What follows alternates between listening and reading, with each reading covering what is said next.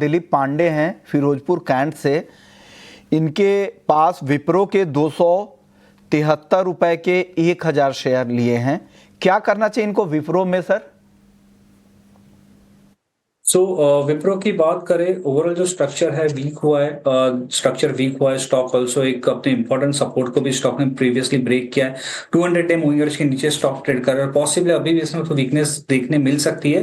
तो यहाँ पे एक स्टॉप लॉस जरूर रखे 260 का। अगर ये लेवल के नीचे स्टॉक फिसलता है तो ये यहाँ से एग्जिट की सलाह रहेगी विप्रो से। यहाँ से अगर निकले तो सर कोई और आईटी में कुछ और पसंद आपको आ रहा है सर? आई थिंक आईटी में अभी भी हम देख रहे हैं कि काफी हमने देखा है रिसेंटली करेक्शन देखने मिला था, अभी तक कोई रिवर्सल यहाँ पे हमें देखने नहीं मिला। तो आई थिंक आईटी सेक्टर्स को फिलहाल के लिए अवॉइड की सलाह रहेगी। तो ये सलाह यहाँ पर आपको।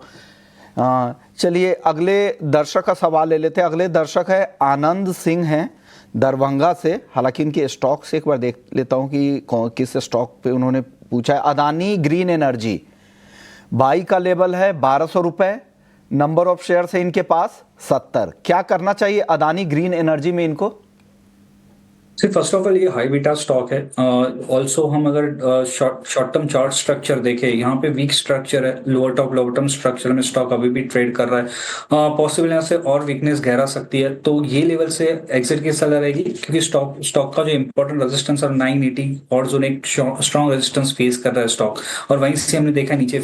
तो आई थिंक इसमें और भी गिरावट देखने मिल सकती है, तो ये लेवल से एग्जिट की सलाह रहेगी स्टॉक में से। तो यहाँ से इन लेवल्स पे एग्जिट करने की सलाह अदानी ग्रीन से।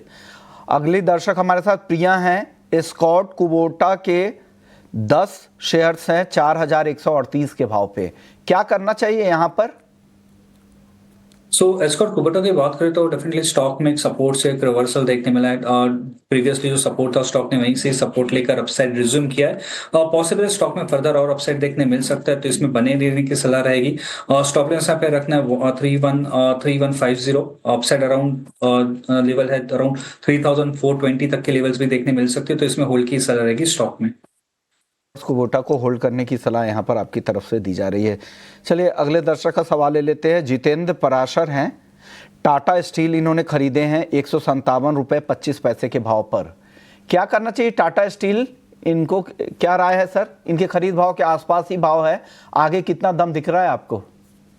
ओवरऑल मेटल सेक्टर की बात करें, हमने प्रीवियसली काफी अच्छा हमने अपसाइड देखा मेटल सेक्टर में। इवन टाटा स्टील में हम देखे चार्ट पे काफी अच्छे का अपसाइड देखने मिला है, फ्लैग पैटर्न ब्रेकआउट देखने मिला है। ऑल्सो स्टॉक एक अपने लॉन्ग टर्म मूविंग एवरेज के डिसाइसिवली ट्रेड कर रहा है, तो इसमें बने रहने की अगर शॉर्ट टर्म इनका नजरिया है तो स्टॉक में बने रहे। 148 का सपोर्ट है, ये स्टॉप लॉस से स्टॉक में बने रहे। अपसाइड अराउंड शॉर्ट टर्म के लिए अराउंड 170 तक के भी लेवल्स देखने मिल सकते हैं टाटा स्टील में, तो होल्ड करने की सलाह रहेगी स्टॉक में। एक और सवाल है इनका एक साइड पर। इनके पास 100 शेयर है एक साइड के 455 रुपए के भाव पर। 5 साल का नजरिया है, इन्वेस्टर्स है, लंबी अवधि के निवेशक है एक साइड में। क्या करना चाहिए इनको? ओवरऑल स्ट्रक्चर वीक है, बट इनकी खरीदारी काफी ऊपर की है, तो यहाँ पे सजेशन रहेगा कि स्टॉक में एक जरूर स्टॉप लॉस मेंटेन रखे। और 338 का ये जो रिसेंट लो था वही एक स्टॉप लॉस रखे स्टॉक में। ओवरऑल स्ट्रक्चर अभी भी वीक है, lower top long term structure में लॉन्ग टर्म चार्ट पे यहाँ पे देखने मिल रहा है करेक्शन हुआ, बट एक अपने प्रीवियस सपोर्ट के पास है, तो 338 का एक स्टॉप लॉस रखे। अगर ये लेवल भी ब्रेक करता है तो स्टॉक में से एग्जिट करने की सलाह रहेगी।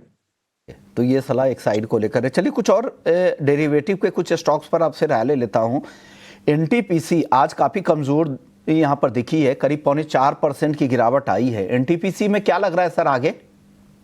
अगर एनटीपीसी की बात करें, आफ्टर द करेक्शन स्टॉक एक round bottom formation daily chart पे फॉर्म किया है। ऑल्सो स्टॉक अपने 200 डे मूविंग एवरेज के ऊपर ट्रेड कर रहा है, तो आई थिंक इसमें अभी डेफिनेटली आज वीकनेस देखने मिली है, बट हमें लगता है कि इसमें और अपसाइड देखने मिल सकता है। तो स्टॉक में अगर शॉर्ट टर्म नजरिया है तो स्टॉक में बने रहे। 340 का स्टॉप लॉस जरूर रखे स्टॉक में। अपसाइड अराउंड 375 380 तक के लेवल्स देखने मिल सकते हैं शॉर्ट टर्म में, तो स्टॉक में बने रहने की सलाह रहेगी। तो आज पीएसयू पे ज्यादातर पीएसयू पे दबाव दिखा है।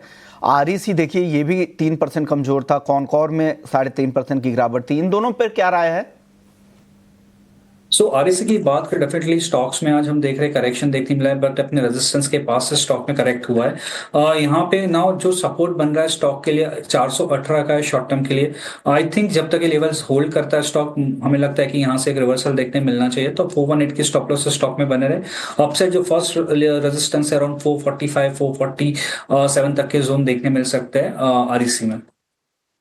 सीमेंस यहाँ पर क्या व्यू है? आज शानदार तेजी यहाँ पे दिखी है, करीब करीब 6% की। अब क्या राय बन रही है सर?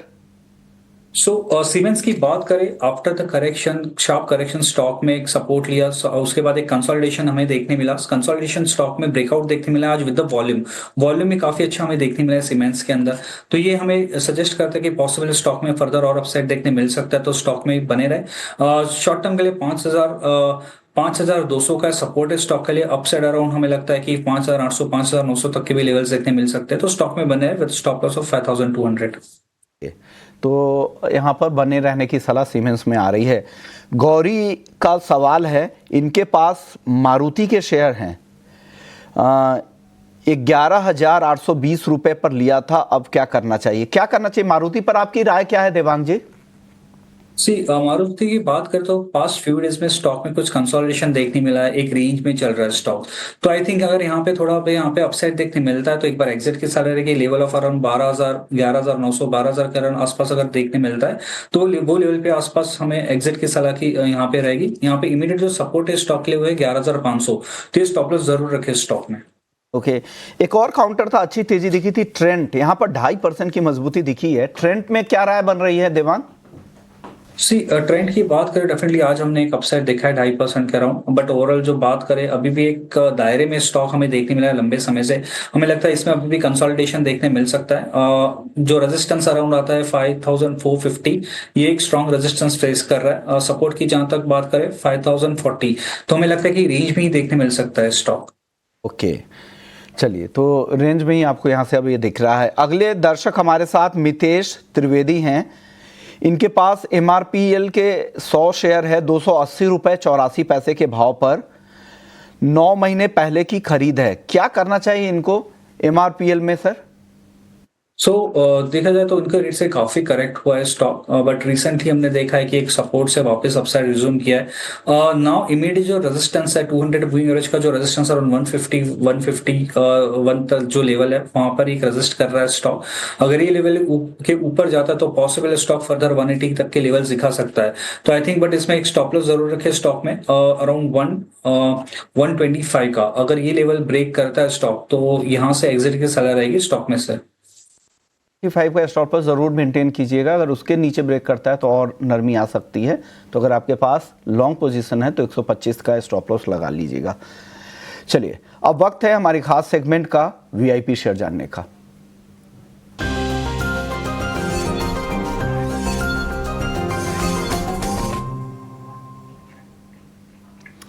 सर बताइए, इन्वेस्टमेंट के लिए यहाँ से आपकी तरफ से टॉप पिक क्या होंगे? फर्स्ट स्टॉक यहाँ रहेगा मैरिको का। मैरिको का और डेली स्ट्रक्चर देखे डबल बॉटम स्ट्रक्चर बना है। स्टॉक ने अच्छा सपोर्ट लेकर अपसाइड रिज्यूम किया है। ऑल्सो स्टॉक रिसेंटली जो मूव आया है वो 200 मूविंग एवरेज के ऊपर स्टॉक ट्रेड कर रहा है, तो यहाँ से मैरिको खरीदने की सलाह है। स्टॉप लॉस यहाँ पे रखना है 624 का, टारगेट है 664। और एक स्टॉक रहेगा ग्रासिम का ओवरऑल स्ट्रक्चर की बात करने देखा काफी अच्छा है, का ब्रेकआउट देखने मिला है स्टॉक में। ऑल्सो वॉल्यूम के साथ ब्रेकआउट देखने मिला है, तो ग्रासिम खरीदने की सलाह है। स्टॉप लॉस यहाँ पे रखना है 2530, टारगेट है 2645। एक बार टारगेट फिर से बोलिएगा। 2645। ओके, तो ग्रासिम में 2645 का टारगेट है और मैरिको 664 664 रुपए के टारगेट के लिए आप यहाँ पे खरीदारी कर सकते हैं। शुक्रिया देवांग आपका। जाने से पहले आप डिस्क्लेमर दे दें अपना। हमने जो स्टॉक में चर्चा की वो मेरी पर्सनल होल्डिंग में नहीं है, पर हम हमारे क्लाइंट को सजेस्ट करते हैं, उनके पास पोजीशन हो सकती है। ओके, शुक्रिया, आपने वक्त निकाला, हमारे दर्शकों के तमाम सवालों के जवाब दिए। जो भी सवाल रह गए हैं कोशिश करेंगे अगले शो में उन सवालों को हम शामिल करें। लेकिन जाने से पहले मैं आपको बता दें कि मार्च सीरीज की कल मंथली एक्सपायरी होने वाली है। किस लेवल्स पे ये एक्सपायरी हो सकती है और कि पोल क्या कह रहे हैं वो डेटा आपको एक बार बता देता हूं। तो निफ्टी की एक्सपायरी को लेकर जो कहा जा रहा है कि 23,700 से 800 के बीच की एक्सपायरी में 10% ब्रोकरेज हाउसेस ऐसे हैं, उनको लगता है कि जो एक्सपायरी होगी वो 23,700 से 23,800 के बीच होगी। 30% ब्रोकर्स मानते हैं जो एक्सपायरी है 23,500 से 23,600 के बीच, और 40% ब्रोकर्स मानते हैं कि एक्सपायरी 23,400 से 23,500 के बीच होगी, और 20% को लगता है कि निफ्टी 23,500 के नीचे भी फिसल सकता है। मार्च सीरीज का एक्सपायरी पोल बैंक निफ्टी को लेकर क्या है, ये है 51,300 से 51,500 के बीच में 20% ब्रोकर्स मानते हैं कि एक्सपायरी होगी, वहीं 50% ब्रोकर्स का मानना है कि 51,000 से 51,300 के बीच में बैंक निफ्टी की एक्सपायरी होगी, और 51,000 के नीचे की एक्सपायरी का अनुमान सिर्फ 30% ब्रोकरेज को है। अप्रैल सीरीज में कौन से सेक्टर चलेंगे, इसमें सीमेंट, इंफ्रा और पावर पर ब्रोकरेज हाउसेस को भरोसा ज़्यादा है। तो चलिए इस खास पेशकश को यहीं समेटते हैं। ब्रेक के बाद भी खबरें चलती रहेंगी। नमस्कार।